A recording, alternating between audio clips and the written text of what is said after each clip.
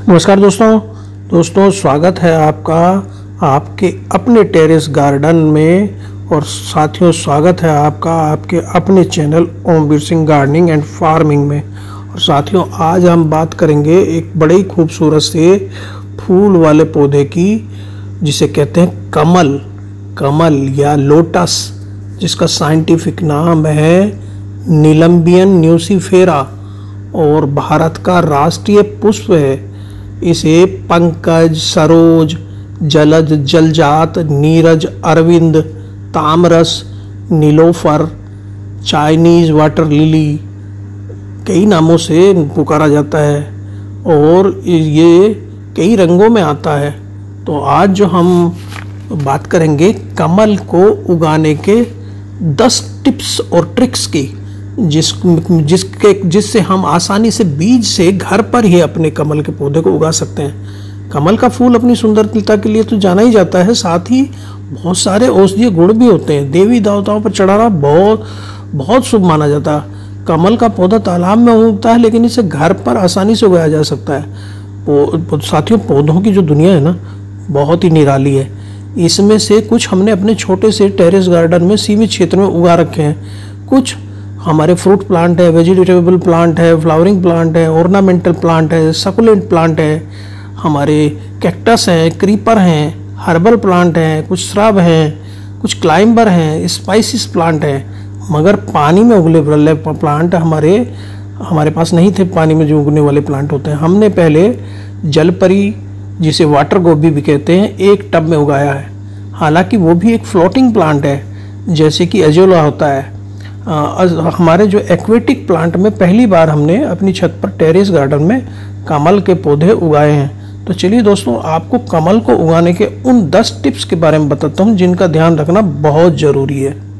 सबसे पहला टिप है सही बीज का चयन। तो दोस्तों, नर्सरी या ऑनलाइन या किराने की शॉप या पूजा का सामान बेचने वाली शॉप या हवन सामग्री में कमल के बीज मिल जाते हैं, मगर ये हवन सामग्री के बीजों को उगने की कोई गारंटी नहीं होती।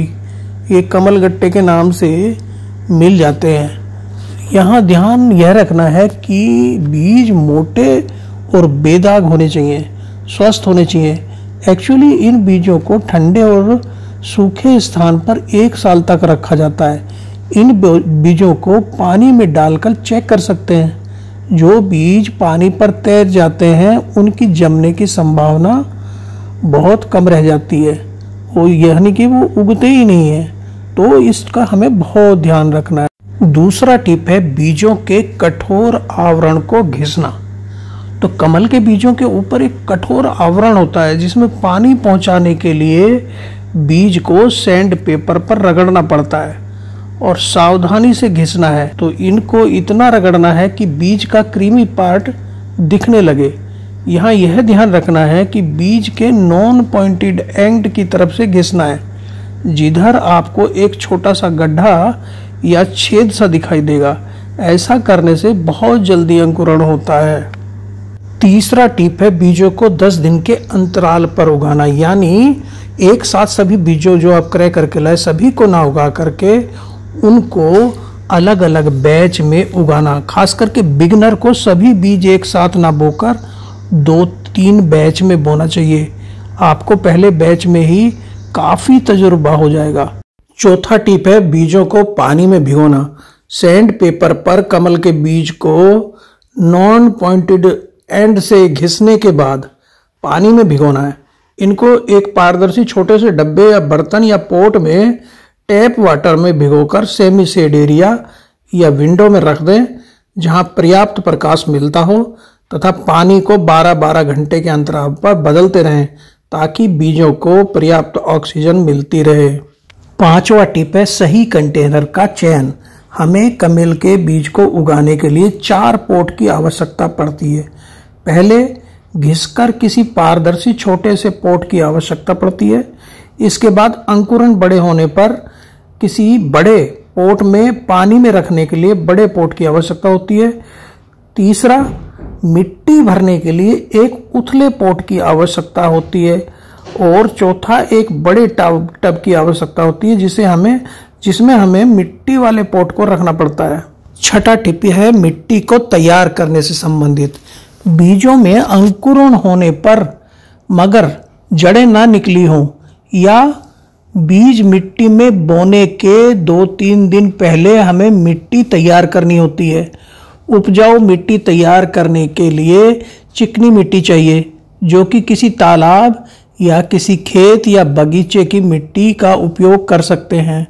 इसे उपजाऊ बनाने के लिए इसमें वर्मी कंपोस्ट या कंपोस्ट मिला लेना चाहिए। मिट्टी को नरम बनाने के लिए इसमें पानी भरकर धूप में रख दें। 2-3 दिन में ही मिट्टी नरम और बीज लगाने के लिए तैयार हो जाएगी। इसके बाद जड़ व अंकुर युक्त बीज को इस मिट्टी में ट्रांसप्लांट कर सकते हैं। अब बात आती है कि बीजों को तैयार की गई मिट्टी में कब लगाएं। जब बीजों में जड़ें अच्छी तरह विकसित हो जाएं, तभी मिट्टी में ट्रांसप्लांट करना चाहिए। यह अवस्था 12 से 15 दिन के बीच में आ जाती है। 8वां टिप है बीजों को सही तरीके से मिट्टी में लगाना। अब बीजों को सही तरीके से मिट्टी में बोना है तो बीजों को बराबर दूरी पर मिट्टी में 1-2 इंच गहरे बीज व जड़ों पर मिट्टी की एक पतली परत चढ़ जानी चाहिए, इस प्रकार बोना है। 9वां टिप है धूप और जल स्तर का ध्यान रखना। तो कमल के बीजों को अंकुरित होने के लिए गर्मी की आवश्यकता होती है, इसलिए कंटेनर या पोट को धूप वाले स्थान जैसे ग्रीन हाउस या धूप वाली खिड़की या ग्रीन नेट या बड़े पेड़ों के नीचे जहां फिल्टर्ड धूप इसे मिले वहां रखना है। कमल के पौधों को बढ़ने के लिए जल की आवश्यकता होती है। इसके लिए शुरू से आखिर तक यानी अंकुरण से ही जल स्तर का ध्यान रखना है। मिट्टी हमेशा नम रखनी है और जल स्तर मिट्टी से कम 1-2 इंच ऊपर होना ही चाहिए। 10वां और आखिरी टिप है खाद और उर्वरक तथा ट्रांसप्लांटिंग के बाद की देखभाल के संबंध में। तो गर्मियों में कमल की बढ़वार का समय होता है। इस समय आप खाद या उर्वरक प्रयोग करके इन पौधों की देखभाल कर सकते हैं। जब इनकी पत्तियां बड़ी हो जाएं तो हर महीने वर्मी कंपोस्ट या बोन मील खाद डाल सकते हैं।